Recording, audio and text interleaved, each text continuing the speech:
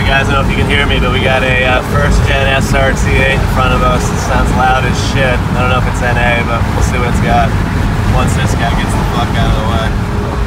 We can probably hear it even now.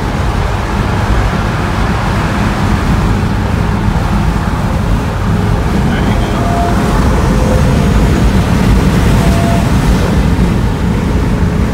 Let's go, buddy. Let's see if he likes it.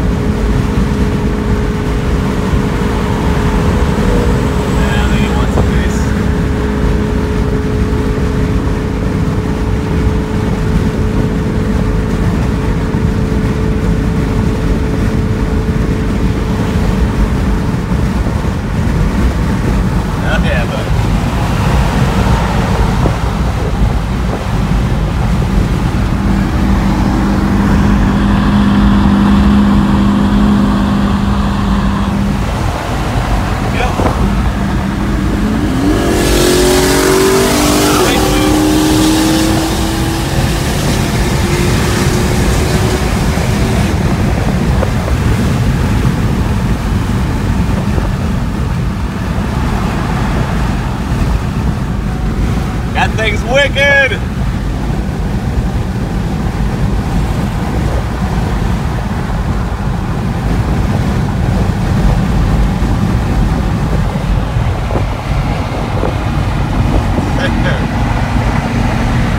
That thing's wicked! Turbo! Yeah. It's a little lazy and then it goes. Yeah.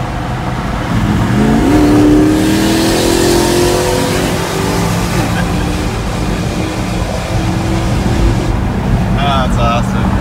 That thing's fast. Heading up to Adams here to drop the Jeep off, and it turns out this cool guy with the badass first gen behind us is going to Adams too. Go figure, that's why it's so fast. But there's a nasty storm going off. There's tornado sirens going off over there, which is a little concerning, but it doesn't look as bad over here. But damn, you hear like car alarms and shit going off. Crazy. We'll check back in. And it begins.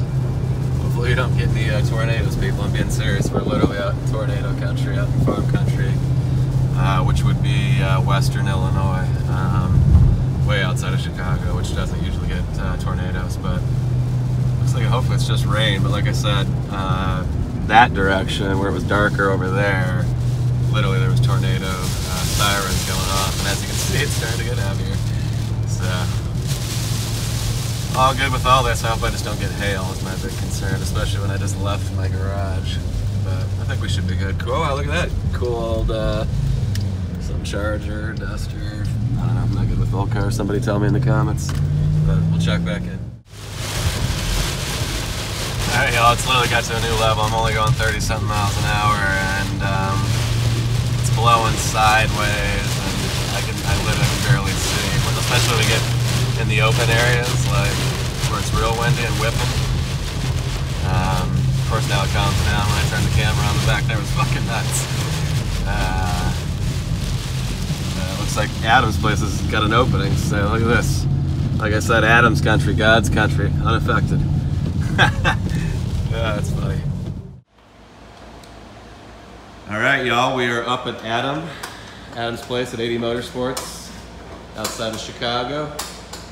And look who we have on the old rack. The old dirty little blue demon. So as you guys can see, Adam's been able to get it pulled in today, and he's been starting to work on it. Basically the track prep and maintenance from the last track event, which you guys haven't seen yet because I left my GoPro cable in the car, which is a reminder I need to grab it. So that way I can make the video for you guys. But I do have coverage from the last race. Hence the green numbers on the side here. We did run into some issues that we'll talk about in a minute here. But overall, she still continues to run real strong outside of a few minor issues that Adam is basically taking care of as they come up. So as we find problems, we kind of fix it, make it better, and just improve it basically. But you can see the tires have maybe another event or two, and then we're going to flip them I think before the next race on the 15th.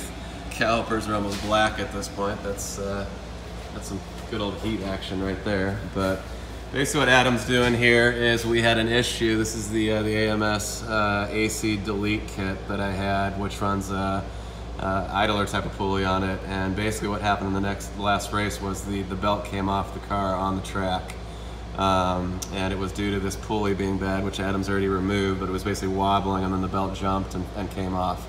So when that happens, I lose power steering, obviously lose charging of the battery, and can't race the car. So luckily enough, it was right when I could pull off the track and get off right away. So I was able to pull off.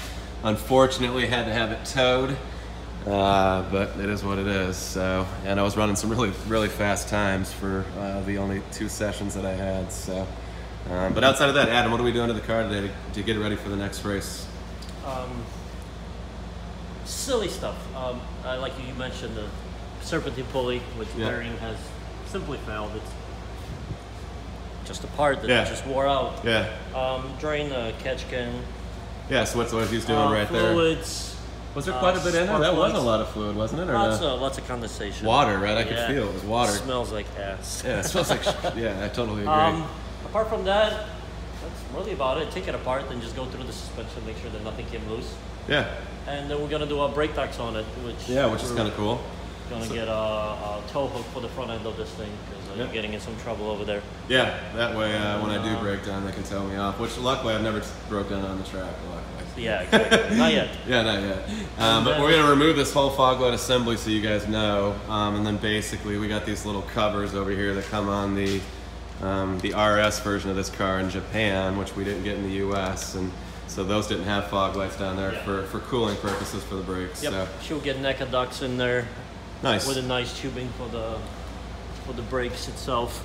And so basically he'll run, guys and gals, he'll run stuff. We'll have little ducts and silicone tubing that attaches back here, and then he runs it straight to the brakes, and then we've got these little nifty brackets for the calipers, and guide it right into the center of the pretty rotor. simple setup, Yeah, very sweet setup. But that'll help a lot with the brake temperatures and keeping the fluid under control, and so I don't smoke the caliper seals and start leaking. So, but outside of that, he's going to do spark plugs on it.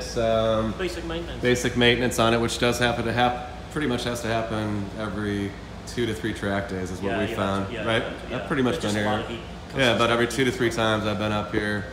Just to get her looked over and get her taken care of so that way I can keep racing. There was a boost leak as well. Oh yeah, boost leak. Yeah, we're doing a boost leak test because we had a problem with that as well. The turbo a couple races ago keeps separating from the manifold, which we talked about and fixed about a month ago, I would say 6 weeks ago maybe. But basically Adam was able to tack weld, not permanently weld, but tack weld the nuts and bolts on the turbo to the turbo to the exhaust manifold, excuse me. So that way it doesn't back itself off. Holding the bolts together so they can get caught and get unbolted then. Yeah, exactly. So that's a stupid little fix, but yeah. So those are kind of some of the problems that we've had. So, you know, the belt came off. We had the turbo manifold issue again, so that created a big exhaust leak, and we think the heat probably created that small boost leak that I had at the last track event. I was only hitting 18 pounds versus 23 or 24, but. Overall, she's a beast. Still loving this thing, and taking it over to TF Works by my house on Thursday to have it corner balanced and aligned. So we're looking forward to that.